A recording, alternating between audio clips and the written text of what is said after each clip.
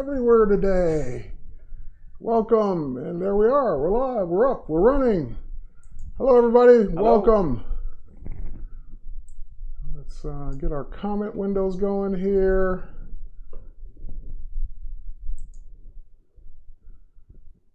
All right. Good. Looks like we're up there, up on Facebook. Oh, got some comments over here. Hey, Finishing Touch and Hikwa. Hello. Hello, I missed the name, but hello, everybody. And let me just go here. Make sure I'll be able to end this when it's time. All right, Victoria's over there on YouTube, along with a name I can't pronounce, and Mel and Eileen Squib. Oh, sorry, I didn't see it at first. Nacho, everyone's coming in. Awesome. Hey, everybody. Melissa Little's there, and Rafi Weiss. Well, hello, and let's go ahead and get started. We can give shout outs all day long, but I want to go ahead and kick things off because we can get right to the tips that way. So my name is Terry White. I'm the Worldwide Design and Photography Evangelist for Adobe, and my special guest is the one and only from Texas, right? Absolutely, Texas. Yeah, the heart of Texas. You can tell by the accent. No, actually, Dave Clayton's from the UK. And I'm honored because Dave Clayton is my first in-studio guest since I've been live streaming. So, no pressure. Welcome. Hey, Rufus. The boss is in the house, so we got to be good. But we're going to be doing actually, when I say we, I mean Dave. Is going to be doing some InDesign tips. And he shared a few of them with me over breakfast. And I was like, I didn't know that. And then he shared a couple more. And I was like, showed another one. I didn't know that. So it's going to be fun. I'm looking forward to it. Now, if you're wondering, well, did Dave fly over from the UK just to be on my set? And the answer is yes. Yeah, Terry paid for the whole thing. Yep. Rufus, I expensed it. It's okay. But no, kidding.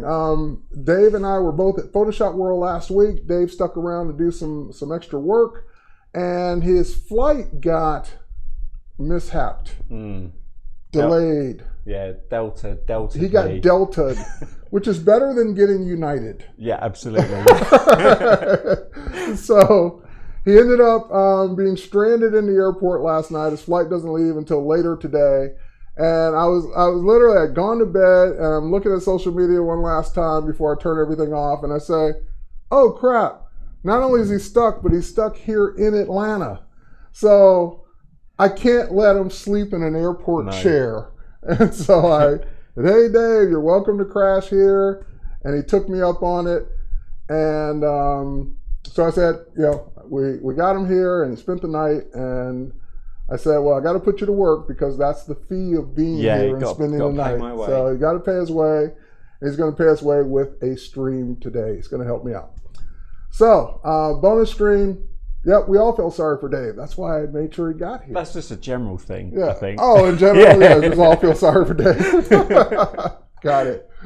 All right, so Dave, take it away. Tell us what you want to tell us, and let's get to it. Yeah, well, so Terry, as Terry just said, we came back from Photoshop World, and I got to teach 2 InDesign classes there. One was Intro to InDesign for beginners, because there's a lot of people who know what I do, but don't know why I use InDesign, because I can do this in Photoshop, I can do this in Illustrator, and I pointed out, you can bang a nail in with a wrench, but it's not the right tool. That's right.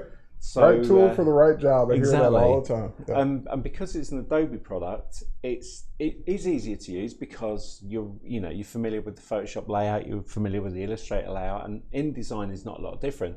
So what I started to do was show people, well, what is made in InDesign. And I showed a whole bunch of things. I said from when I'm on that plane coming in, I have to fill in this little form to allow me in the country, and that was designed in InDesign. And I said, there's just a ton of stuff all around you. So we started to look through some of the basic things, what people do, and a bit like your class last year was, we created a document and we showed some basic startup. Look, here's how to add text, here's how to put an image, and then you just see that little moment where they go, is it really that easy? Right, yeah. So every time I've been looking at that ID and I click it and it opens up, and then I go, I can't turn it off again. And that light bulb moment where they're like, and like the chin stroke is like, So that was really good. And then the second class I did was it was called Top 10 Tips, but in brackets it said there's actually 28. Very good name, because whenever you put a number to a title, 10 tips, 5 ways to lose weight, 18 ways to get smarter, whatever it is, people always want to know what they are. They're like, checking them off. Did I know those 10 ways? Yeah. So that's always a good way to bring people in. Don't use my secret though. Yeah, or clickbait. Yeah, clickbait, right. So no, clickbait is actually just, it's really something fun. that's not what the title is. Yeah, Like, it's something that's so obscure that it's really not, when you get to the content, it's not really what the title said it was going to be. Yeah. So I did these tips and started off with it, with my presentation, and I'll jump into that and show you in a minute. But that was the first tip, was actually presenting the class. And then as I was going through, you kind of look around the room and you can just see all these kind of, there's a couple of people like, yeah, I knew that. Mm-hmm. But then you see that one where they sit up and kind of, I didn't know you could do that. And you can see them chatting to someone. And I'll admit it. I admitted to today that I didn't know how to do. I could have said, oh yeah, I've been doing that for years. But no, there were a couple you showed I did not know. It's a good day when you're sat with breakfast and you're thinking, I just taught Terry White something. Hey, it happens every day. I'm getting a T-shirt which says, I taught Terry White. So everyone's going to walk up to you, Terry White the chemist? Yeah. So...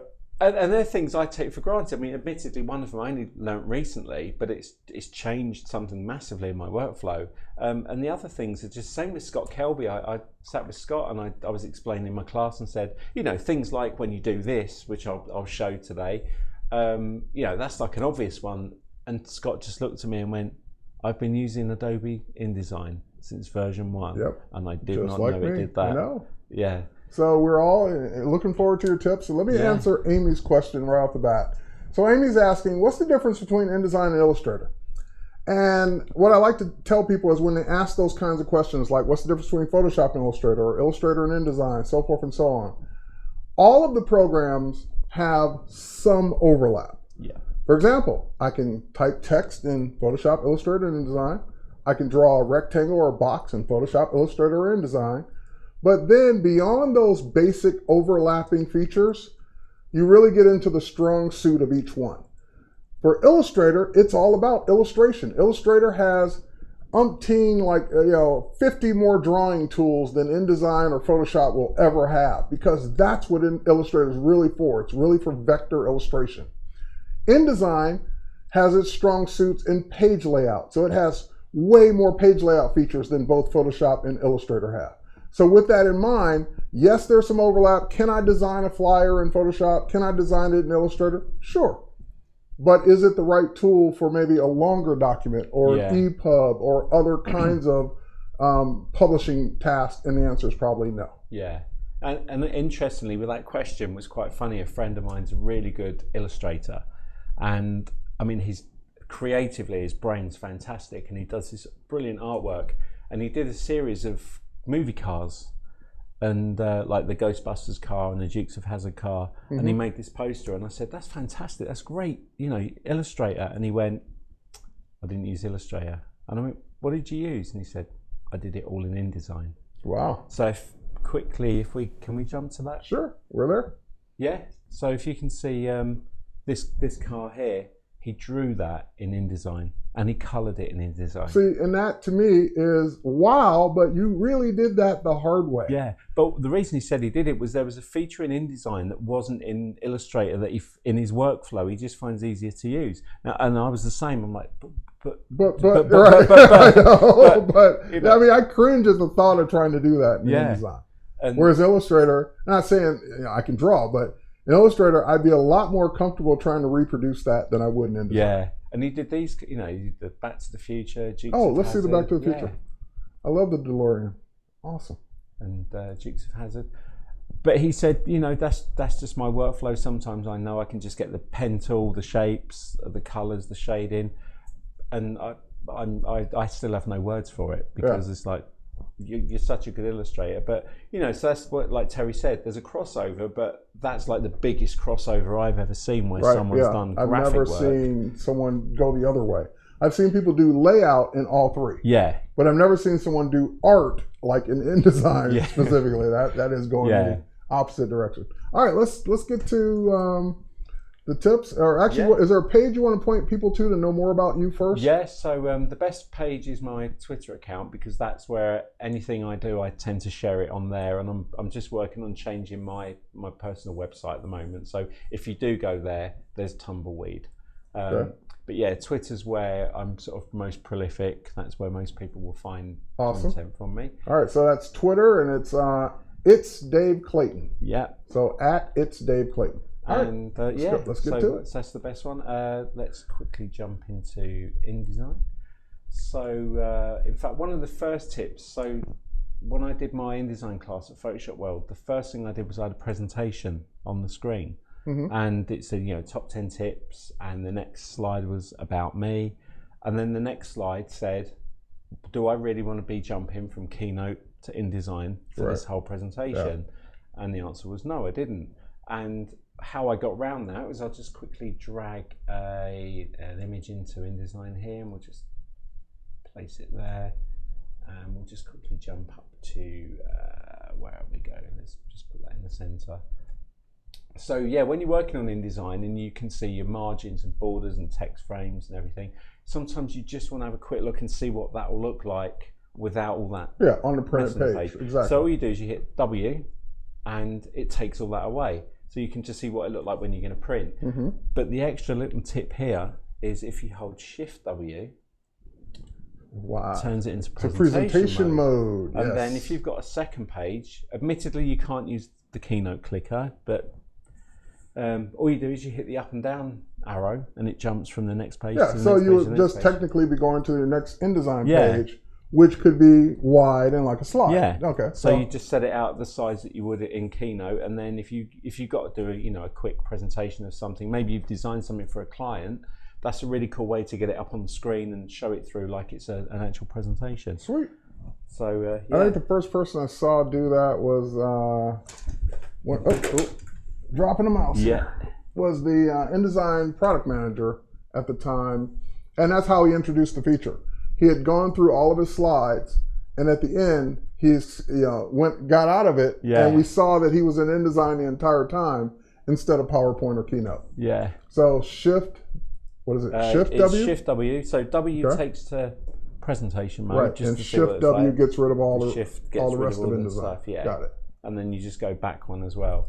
So yeah, that was quite a good little tip that made the room go, okay. Yep. The other one was when I first started up a document and I was going to show a type tip. It was one of those little things that it's there and people forget it over and over. And the amount of times people say to me, oh, it's just such a pain when I go and I click the type tool and I start typing. The first thing that happens is you've got your default font up here, which is always Minion Pro. Because everyone wants to use Minion Pro for everything they ever designed. We all have minions, right? Yes. And they're professional minions, but they're not as cute. This font is not as cute as a minion. So one of the first tips that I sort of show people is let's just close this, and there we go. Don't save. So one of the first things I said to Terry this morning actually was, if you come up into InDesign and go into Preferences, you have this Show Start Workspace when no documents are open. So if we click that on, now when this is open, you can't do this tip. Right, so this is one of the things you have to turn off to be able to do it. So we just go. I never thought of it that would have to be off to use this tip. Yeah, because you need to do it with no document open. Yeah. So, and what the tip is when you've got nothing open in InDesign, this is the point where you can set the default font for going forward. So every time you create a text box, it will always be the default font. It will be your client's font or your preferred font. Right. So you just click on the type tool, come up here. To anything other than Minion Pro. Yeah, anything other than Minion Pro. We'll just pick that top one there for now. Now I noticed you didn't use Comic Sans. Today I'm going to do something special. I'm going to come away from Comic Sans. Okay. I thought Papyrus, maybe, to give it some class.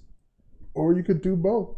Or we could add 3 or 4 more. You could do Papyrus in the titles. Yeah. Comic Sans for the body text. Impact for... Yeah. Yeah. There you go. Let's not spoil them.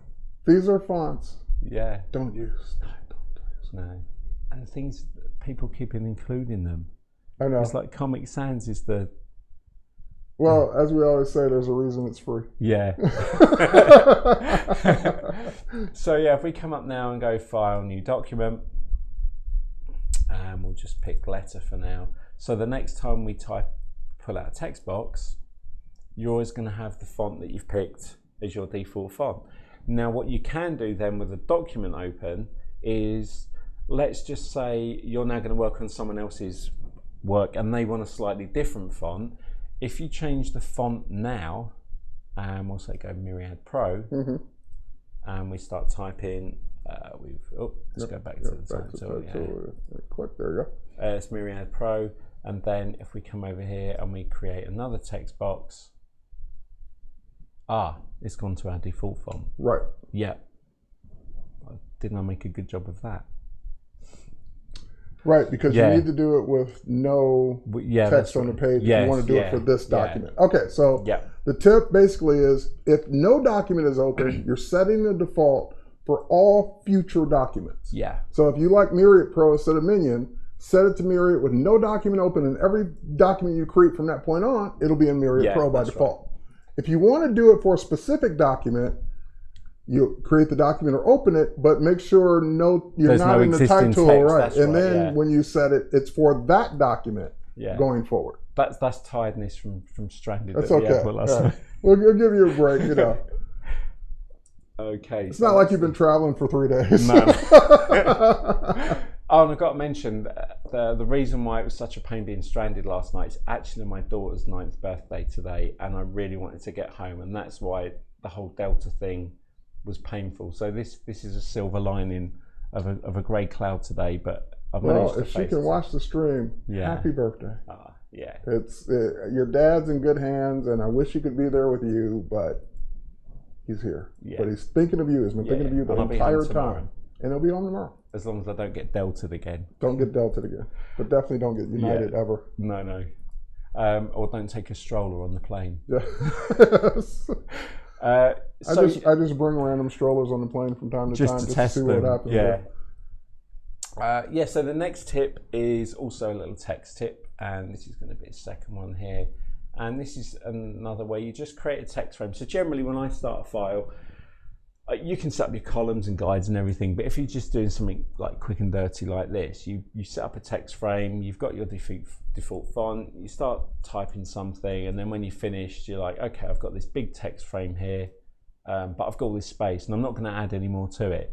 So this was the tip that I showed Scott, which he didn't realize, because if you want to snap this text frame, you just do, let's take my glasses off. So it's Option Command C, and it automatically fits to frame. That is nice. And I've always done that from the little button the button on the control panel. Yeah. Yeah, I didn't know there was a keyboard shortcut for it. That's cool. So, but the other way you can do it is... And this is the one he's about to show is the one I didn't know. So this one is... that shortcut was quick. Yep. But also, if you come down to the corner or this handle, we'll do the corner first. If you get that double arrow here and just double click, I did not know that. It snaps straight to the text. How did I miss that after all these years? Now the other one is that. So what that does is that takes the corner in to the end of the text, which makes sense. Whereas this one is slightly different. If you click the bottom one, what it will do is it will bring the bottom of the box up, but it will keep the width that you've got. So if you snap, you can snap up. And that's probably the one I'll use more, because oftentimes I create a text frame that's the right width, but I make it too long. Yeah. And I don't need it to be that long once I put the content in and get it all sized. Yeah. So just double clicking that center one to bring it all the way up and snap it. That's awesome. Yeah, so that's quite a good little tool. And that's the one that then led on to probably the tip that I did in the class that everyone just went, no. And then is this number 3? This is the one. This is blow your mind one. This is the one that all right, here when we you go. show people, and so I did it on the grid last night, and my InDesign started playing up, and it was like it just didn't work, but I've tested it, it works. So we snap our text up, and we've got this text box here, and you carry on typing, and you put, and then the first thing that happens when you've got too much type in the text box, you get this little red cross here, and what that means is you can then click on it. Oh, let's just click on the box. I think you got to be in the selection tool. Selection tool, and then you just come and click here, and then you can create another text box, Right. and it will flow over. Yep. But we'll get rid of that because we don't want to do that. Let's just come out. Yeah. What we want to do is we want the text to continue in the box, All right. the width that we've got, or we just come up here and we have to click that. And then that's we type what some- that's what most people Yeah, do. and Is, then you oh, the come box down. is too small. Yeah. Make it bigger. So here's the tip. This is tip number 3. All right. This is the, Mind blowing. this Here is we the good go. one. So when you've got the text box open, come up to Object and come down to Text Frame Options. And over here, you've got this little tab called Auto Size. When did they sneak that in? I know, I need to find out. Yeah.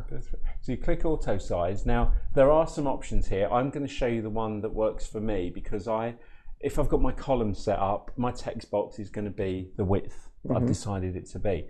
So auto sizing, I changed to height only, and that means that it's only going to affect the text and the height of the text box, nothing else. And like you've got in Photoshop and Illustrator, where you can decide where content's going to sit, like if you're doing canvas size, you say start from the top and work down. So if I click this top one here, what will happen is it will make sure that the text is always at the top of the text box, Right. and working down from Yep. there. So if we just click OK. So there we've still got a text box. You probably saw that it snapped Yeah, up. I saw that. But now, if we carry on typing, the text That box. is the No, way it's it just- should be by default. Exactly. Why isn't it that way? And you know, and you When can do go- you ever want it to hide your type? Exactly, yeah. No point do I ever want my text box not to expand Yeah. with, you know, and Photoshop, you know, you start typing in Photoshop, it just keeps going and Right. then goes, oh, and here's your text frame. Yeah. And that was the one. Gable says, my life has changed forever. And I'm going to just recognize Ian over there on Facebook. Ian says, this is an alternate tip for Yeah. one of yours. So Ian's, and just scroll down. Hold on. Hello, Ian, by the way. Ian says, and he's right, I just never thought of doing it this way. You don't need to change the tick box for the show start menu, show the Yeah. starter page. Just go to Windows style and change the basic paragraph style Yeah. to start the workspace for the Yeah. font. So that's another way to do it. Which And is good. If you know how to use paragraph Paragraph styles styles, and yeah. character styles, then that is another good tip. And it's like anything, there's 101 ways to swing Absolutely. a cat. No cats were harmed in the making of that. So shall I just quickly show that one So again? Count Zero says, I keep resizing my box by hand. Oh. I'm right there with you. I've done it for years by hand. Yeah, I'll never get that time back. But when I saw this, and again, play, come up, go into that option, and try the others. Yeah, See what auto happens. size. See What's happens. under auto sizing besides height only? Yep. So we've got So width height only. width only. So if you do width only, the Height- text box will just so to keep going wide, Yeah. which I usually don't want that. Yeah, you're right. I usually yeah. want height. Height and width does something Yeah, really that's freaky. weird. Yeah. Right, yeah. So, So, glad that's not the default. Yeah. Yeah, and height and width keep proportional, and you can just play around, see what suits your workflow, Right. and then pick that one. There are some constraints you can set as well, but so I've only just kind of realised we can do this. Yeah. So I need to start playing and see how these constraints would work, how whether this can even be proved further. So when we've got that, I'll record that tip and I'll put that out on YouTube or something. Yeah. So yeah, That's awesome. That was a great little one. That was the mind-blowing third tip. That is a mind-blowing third one that Yeah. will change my InDesign life from here on out. Good. Let's get rid of that. You got anything you want to throw in at this point? Go ahead and get through yours. Yeah. If we have time, I may throw in another one or Okay. two. So let me just check what order we got the text frame options. That was like the third one, so you got like two more. Yeah, two more. Of the promised 5. Promise 5. But we have plenty of time. So Yeah. This one is for people who make multi. Okay, wait. Before Yeah. we go off that one, Colin Barker's asking, do I have to reset that for every text frame? No, once you've set that, It's for the document. It's for the document. Got it. So I think it should. Now, does it work if you do that with no? No, you can't, because documents got to be open. Or can you do it with no document open? Like, can that become the default? That's a good question. So we'll have to try, y'all. We'll have to try that. Yeah. Can we make it the default with no document open? Because can you get to text frame options with no document open is really the question. Yeah. Because if you can, then that could potentially become, oh my God. Yeah. We'll have to try that We'll one. have to try it. Yeah, so my next tip is pages. And this is one of those things where as each new thing comes along in InDesign, like we were talking about earlier, you kind of forget that older content and work on the new things. And this was one that was really useful in one of my jobs, where I was tasked to create multiple size documents. But what I didn't want to do was create like the InDesign file and save it, and then the letterhead file and save it, and so on and so on. So what you can do in InDesign is, when we pull our pages, let's come up here and let's just get that dialog box open. So this thumbnail here represents this page here, and if we want to add another, so we're working on letter, so if we can do a 4-page document, you can come down here and go 1, 2, 3, and then we've got our 4 pages. But then they might say, can you just do me a little flyer, and can you do me a business card front and back? Maybe. I know where this is going. Yeah. So what we can do is we can add a 5th page. But what we can do here is, if we select the page, and also this is another thing, this is a preference, is facing pages. Yes. So if you're creating a booklet, what's good about InDesign, it will show you like page 1, page 2, 3, 4, 5. Now we couldn't print that, because traditionally in print, it has to be in 4. It has to be an even number of pages. Yeah, so that's and it has to be multiples of 4, unless it's bound differently. Right. So if we just come up to document setup, we've got this little checkbox here, and what we can do is just untick it, and what that will do is it will split the pages down individually. So this tip would be, I use it more if I'm creating at most 2 pages, like a front and a back or something. So let's say it's going to be a flyer, and what we can do here, if we select this last one and come down to this size dialog box, we can click custom, and let's say we make that 4 inches by 4 inches.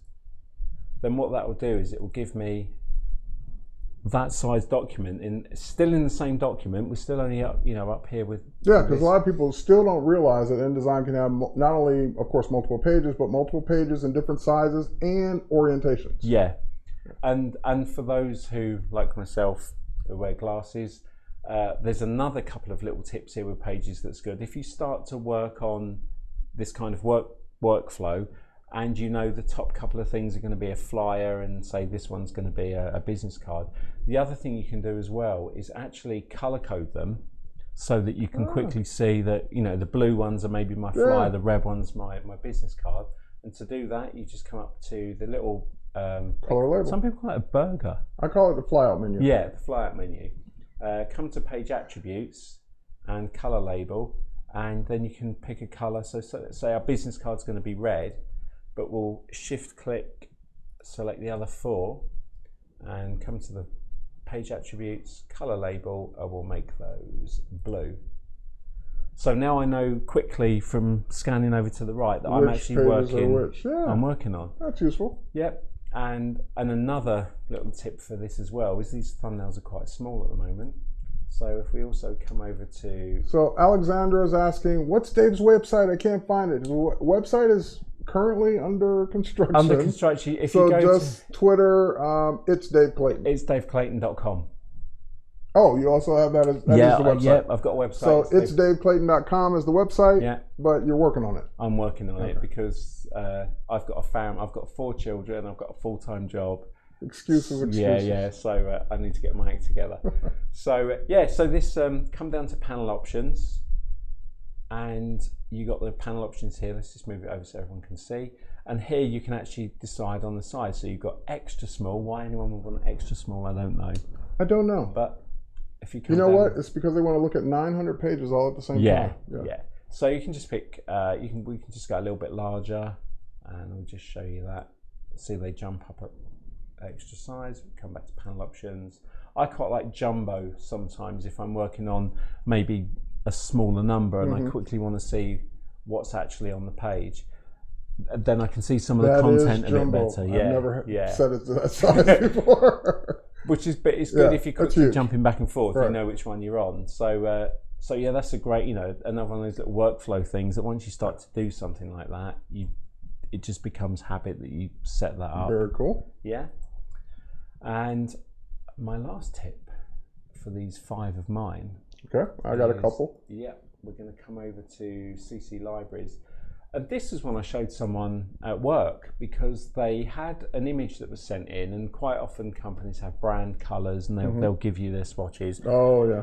But occasionally you'll get a job where somebody will just say, can you create me this, and can you just create, make the text kind of blend in with the colour of the image, of course, so it all matches and looks like a good design. So we'll pick our fresh orange, and you've got a story about this fresh orange. Oh yeah, I do. I've shared that story at Photoshop World, Adobe Stock. So we'll just drag this. Orange into this document for now, and so someone says, "Oh, well, I'm selling oranges, so can you create me a little flyer?" And but I want to use the colours that are in the image, which makes sense. Yeah. So and this is where I wish this was in Photoshop.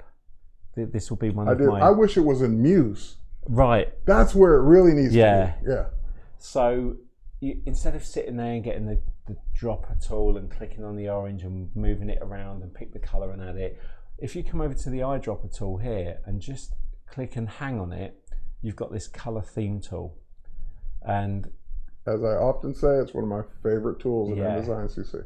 And it still looks like the eyedropper, and you come over to the image, and what you can see is there's kind of a little set of boxes just next to it. And if you just click on the image, what it will do is it'll pick the colors it can find from that image. And it did a decent, well, it didn't grab the green. Yeah, but what we can do here is if we click the drop down box, we've got colorful, a variation, dark, deep. I'd probably go with deep. Yeah. Deep or muted? Deep, and that's kind of picked an average, so we can do that. But what do we do with this next? Because now we've picked the colors. Well, you have a choice. Yeah. You can either add it to your swatches, add it to the swatches here, or add it to your CC library, or both. Or both. And if you use CC libraries properly, you've set up a folder for your client, for this client job, where you might have put your Adobe Stock images in. So I would add it to my swatches. Where's that swatch? He's on my computer, so that's what I was asking right there. There we go. So it's come to swatch, and there it is. Deep theme. Added, drop down. There they are. There we go. And then we can add it to our Creative Cloud library, but as it's not my Creative Cloud libraries, I won't add it to yours. Oh, you can go ahead and add it. Yeah, it's okay. So we can just add it, and you'll see at the top there, it's added the theme colors. Right. And then going forward. And I like that it would have picked the document name if it had been saved. I hadn't noticed that before. Yeah. So it's whatever the name of the document is, deep. So that way, again, if you're working on a specific client, you would know which client that color theme was for. And that's such a lifesaver if you know it's there and it just picks those colors for you. Yep. But I'm going to let you tell your orange story. So I might have this. I might even be able to show it. I just grab the mouse there for a second. Away. Do I have it in here? Is it on your Twitter? It's on Twitter for sure, but I think I put it in the library actually. Or maybe I didn't. All right. There was one below it, wasn't there? Okay. All right. Imagine if you would. No, I didn't put it in there. Okay. So let me think, where is it? Where I can grab it from quickly. It's not in the library. Where can I show it from? All right, well, here's a story. Yeah. I'll see if I can find it. On Twitter, someone shared this, and it was oh, you know what? Hand me that bag. Okay. I actually have the real thing. Don't kill your mic. Actually, forget it. Yeah. Someone shared on Twitter a picture of a here, you know what? Let me jump over to this screen and then I can go find it. You got it? Yeah, I'll get it this way. Okay. All right, we'll do it this way. While I'm looking for it, someone shared this on Twitter, and what it was is it was a physical product, a candy bar, and this candy bar was it had a picture of an orange on it, and it was orange slices because it was like orange chocolate. And you think, okay, great, nice picture of an orange with orange slices under it, but if you look closely, the actual orange slices had a watermark on them, and that watermark was from Adobe Stock. So someone had actually used an Adobe Stock image and forgot, we're going to say they forgot to license it. And therefore, I'm sure Adobe has been in contact with them to resolve the copyright infringement, potential copyright infringement issue. So I'm on my Twitter page, frantically scrolling. There it is. And I can switch back so you guys can see it. And here it is. So here it is, the Choco Love orange peel in dark chocolate. And there's the orange from Adobe Stock. Yeah. And then there's two other Adobe Stock images. First, I thought they just used one. Yeah. Then when I saw the watermark twice, I thought they just duplicated it. But I realized, no, those were two different slice images. Yeah. And I actually went and found them on Adobe Stock to see if, yes, they are there. It took me a while to find them under candied oranges, but they're there. And you can see the Adobe watermark right there for Adobe Stock. So if you're going to use a stock image, be sure to license it first. And you know what? I can turn that into a tip. Let's go ahead and go up to one of your other pages here. That's nice and big and blank. Let me zoom in a little bit. Why am I not zooming? I was just going to answer a quick question that came up Go there. ahead. What I meant to say with that multiple I'm page, not zooming because I'm on the wrong key. the multiple page layout where you can choose different sizes. Obviously, if you save the document, you've got all those files in there. When you export and save to a PDF, and what it will do is it'll pull those documents in from Acrobat. You can then actually export the individual files into JPEGs or separate PDFs as well. So you're not stuck with them all in one document. You can actually break that apart, but you need to go to PDF to be able to do it, because InDesign won't automatically just split those into individual files. Right. All right, so I just went into my library. I did a search for candied orange slices. It's way further down. It wasn't like one of the first choices that came up. But let's say this was the one I wanted to use. So I can drag this one over, and I can use it for placement only. That didn't cost me anything. And of course, it will have the Adobe Stock watermark on it. And I can crop it and do all kinds of things to it, but I'm using a low-res preview that is really designed for placement only.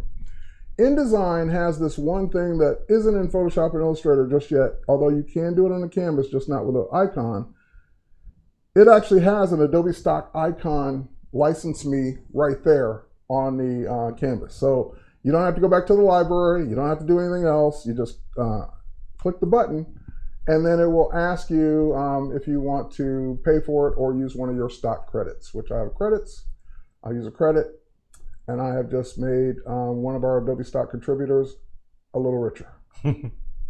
All right, so what that should do is it should update it in the library. Let's go back, and it did. Yeah. And got rid of the watermark, got rid of the file number, and now this is the high-res version, and I can use this on as many documents as I want going forward. Yep. And if you double-click that bottom corner. Oh yeah. See, I'm still resizing the manual way. I know. All right, you know what? While we're at that, let's do this tip. Let me delete this for a second. And let's, this is a tip I showed on my InDesign stream yesterday on the InDesign Facebook page. But let's say we pull this over again, and we go ahead and place it right inside. And obviously we know that we don't see it all because the image is bigger than the frame.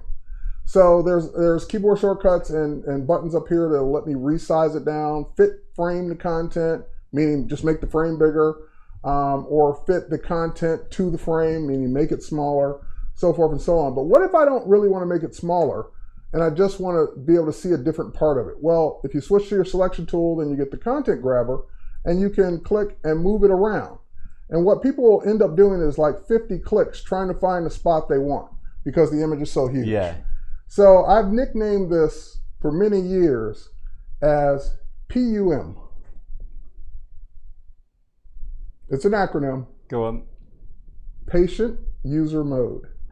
if you invoke patient user mode in InDesign, you won't have to click 50 times to find the spot. Oh, I know what you're going to do. Patient user mode, hold down the mouse button for 1 or 2 seconds, and you will see the entire image. And that way you can see the exact spot where you want to move it to without having to click, click, click, click, click, and get it where you want.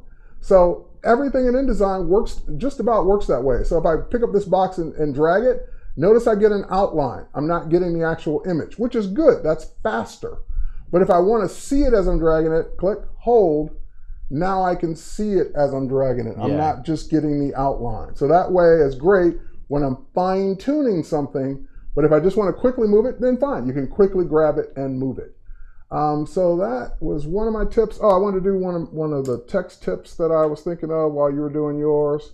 So let's say that I create a frame and I go to my type menu and I fill that frame with placeholder text. Awesome. And then I make that frame, here, let's go ahead and actually just do this. Let's put in a headline. Hey, it's Dave Clayton. If I could get the right keys, there we go. Hey, it's Dave Clayton. So that's going to be my headline. And now let's say that I want to, this is going to be too tall. I need to move it over here. I need to move it over here. And of course, like you showed, I can continue the text into another frame. All right, great. I can do that. But what a lot of people don't realize is that that works backwards. Okay. So for example, if I click on this frame, we always are used to clicking the out port to continue to the next frame or next spot, but you also have an import. So the import can also be clicked and you get the beginning of the text. So if you wanted to separate your headline out and do that, you can. You can link backwards. Oh, I did not know that. I taught Dave Clayton, the InDesign master, something. I'm going to throw something back at you now. All right, this was a good one. This got a good laugh. So, if you're doing a dummy layout, something like that, and you want to put your placeholder text, and what's the default placeholder text? Ipsum lorem. Right. Boring. Oh yeah. Boring. I know this one. So what you can do is, in fact, I won't even show this because. Well, should we show it? Should we do it? I'll explain it, and if someone wants me to show it. So if you want to change this text and have a bit of fun, now I did suggest the Samuel L. Jackson one, but trust me, you don't want that going to print if you forget. But I showed you there's cheese, there's bacon. I picked the Doctor Who one, and what you can do is if you Google it, you're welcome, Shaney303. You can find alternative text. Now all you need to do is you open the text edit if you're on a Mac. Yep. Or what's the version on PC? Is it Notepad? Notepad or text edit. And what you do is you just get some other text. It can even be a song if you want, and paste that in and make sure it's plain text only, not rich. So it has to be plain text. And when you save it, save the file. This is the important bit. It has to be called placeholder.txt. And then once you've got that document, if you go into the root folder of InDesign, so go into your applications, find Adobe and InDesign, just open up the InDesign. Here, I'll show it here. Yeah. So, one quick way to do it is on a Mac, if you're on the dock, you can just right click and say Options, Show in Finder, and that'll actually show you the root folder of InDesign. Yeah. And just save that document there. And what do you want to call it? It has to be called? It has to be called lowercase .txt. Just like this is startup.time.txt. And then when you drop it in there, that will automatically make your placeholder text whatever you put in that document. Now, if you want more than one and you want to save them, you have to create a folder called placeholder text, and you can save all your different placeholder text. So you need to save it as placeholder 1, 2, 3, 4, 5, or name it. Then when you want to swap it, what you do is you delete the one that's in the folder, delete the one that we've just placed there. Go into the folder, pull one in, and then rename it to I thought you were going to tell me it's going to randomly pick the ones in the folder. I was getting ready to say, wow, I didn't know that. No, if you could, that would be brilliant. That would be cool. All right, someone asked, and here, let me, I got to try this. Oh, no, just double click. Just double click. Sweet. Yeah. Someone asked earlier about the tip I showed. They said, hey, what was that again? And that was just simply when you create a frame, and when you put something, let's grab something new. When you put something in that frame, And of course, that's not big enough. But, but if you want to, here, let's just make the frame smaller. If you want to, does that work sideways? Yeah. Oh my God, Yeah. it works sideways too. I've been doing this wrong. All right, when your image is bigger than your frame and you want to be able to see all of it, click, hold down, count to 2, and then you can see it all as you're moving it around. Yeah. So that way you can get it exactly where the Adobe stock will be, and therefore you will forget to license it, and at least everyone else will know that you forgot. Oh yeah, that's a good tip actually, because if you can't see it, you could forget. Could forget. Excellent.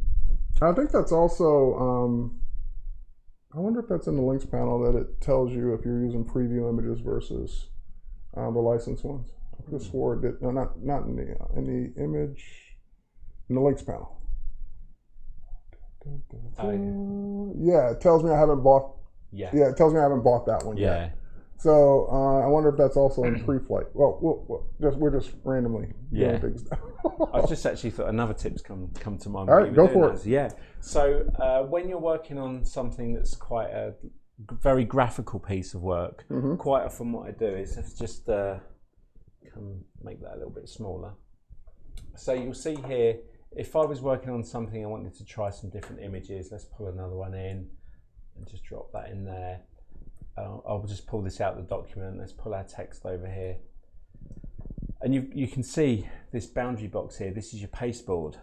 And you can actually change the size of the pasteboard. You can make it wider if you're working with more content, you want a bit more room. Sure. All you need to do is you just come up preferences. And if you come down here, I need to take my glasses off because I can't see the screen. And we go to guides and pasteboard. You can actually change the size, the width and the height. So if let's make this quite 20 and okay. Sweet. It gives yourself a bit more room. That's one of those that I knew way back when, but forgot. So a lot of times there's tips we know, there's tips we don't know, and there's tips we knew but forgot about. Yeah. Awesome. All right.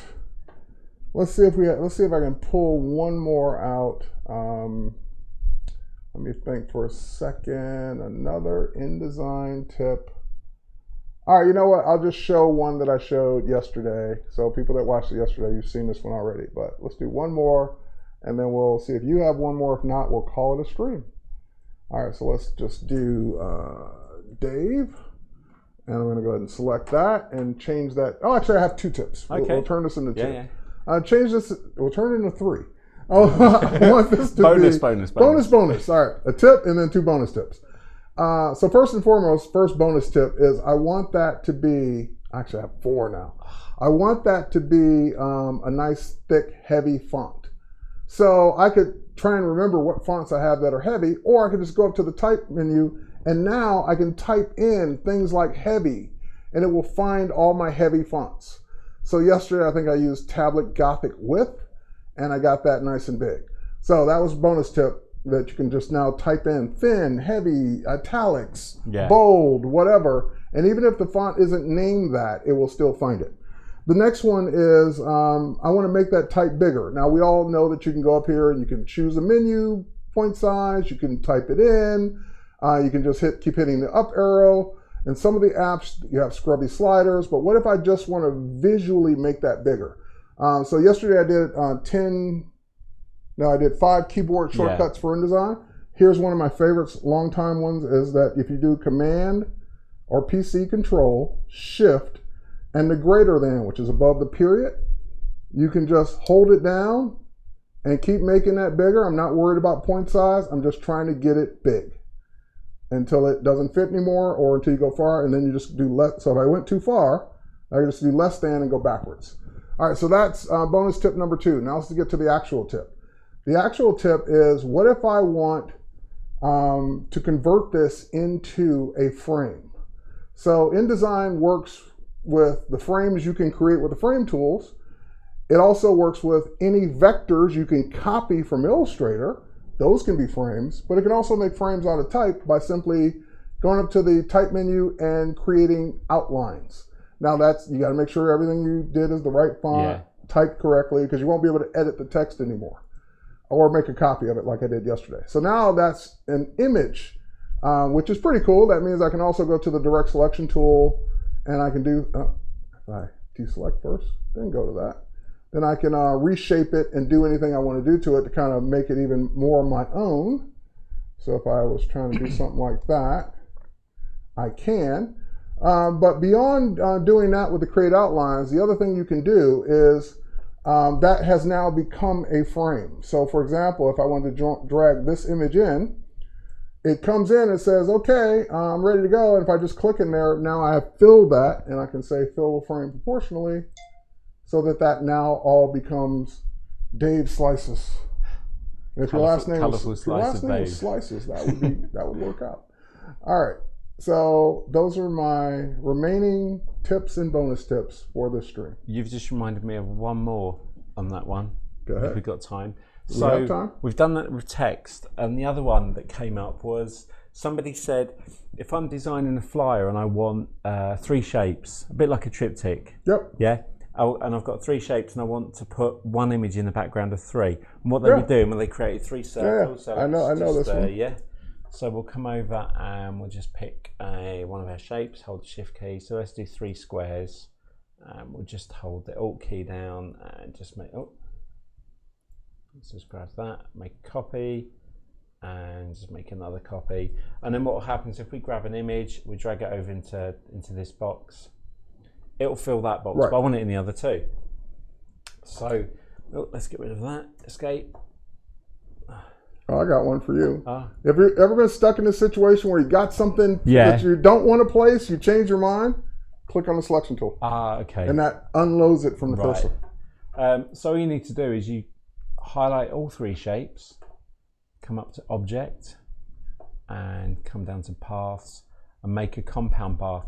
And what that's going to do is it's going to take all 3 shapes, make them into one, so it'll behave like one shape, even though you can see even though they're not connected. Yeah. But so now it treats them as one. So when you bring in a new image, it goes across all 3. And then with all the gaps in between, which is nice. Yeah. And if we do patient user mode, we can click and see where we want to place or them. Even if you do fill frame proportionally, it should fill them across all 3. Yeah. And then, but then you go, I didn't want squares, I wanted circles. What are you going to do now? All right, here it comes. So this isn't that good. This is just like a quick get out. So come back down to Paths, release compound path. Now when you do this, what's going to happen is the shapes are going to go, well, this image can't be in all 3. Can't be in all 3. So it's going to take them out of all 3. Okay. Now, if you know a tip how to turn the square into a circle, teach me it now. I thought you were going to show me something. I was like, how do you do this? Let's say we decided we didn't want it to be that, or we want no, here we go. Let's check. Let's forget that one, because that is just doing the same thing again. Yeah. But let's say we wanted that one to be thinner and pull that into the middle. Wait, let me see one thing. Hold on for a minute. Let me go to object. I thought there was a convert shape. Yeah, there is. Okay. Right, okay, there you go. Another thing you've taught me. Well, I just remembered that was there. So what we do is we just select all 3 again. Let's just make sure I've got all 3. And if we come back into Object, Paths, and make the compound path again, what it will do is it will remember it's got the image and put them back, and it'll put them back in there, all 3. That's cool. Yeah. So you very cool. All right, rapid tips. We went over the 5, but I don't think anyone's going to ever complain about getting more information. Thank you, Dave Clayton, for doing this impromptu stream, last minute. Hey, you spent the night. At least you could do this. No, I'm just kidding. I got free Wi-Fi. Yeah, you got free Wi-Fi. I told him, you either got to pay for the Wi-Fi or do a stream. All right. Thank you. Yeah, thank you. And once again, how do people get in touch with you? It's Dave Clayton. On social media, it's Dave Clayton on Facebook, on Twitter, and on Instagram. And my website is itsdaveclayton.com. That's where I'll be. Twitter's the place to go first, and then when the website's done, there'll be a bit more content, a few more videos. So yeah, working on that now. Sweet. But yeah, thank you. All right. Enjoyed that. That went quick. Let's see. We're gonna take them out. Oh, wrong keyboard. Sorry. So I'll be back on Monday, I believe, doing something. I never remember what my topics are until the day of. So I'll be back Monday on I believe, the YouTube page here, and then doing other things throughout the week. So welcome everyone, and go follow this guy. He's really good for just graphic design in general, but certainly really good with InDesign as well. Thank you, everybody. Have a great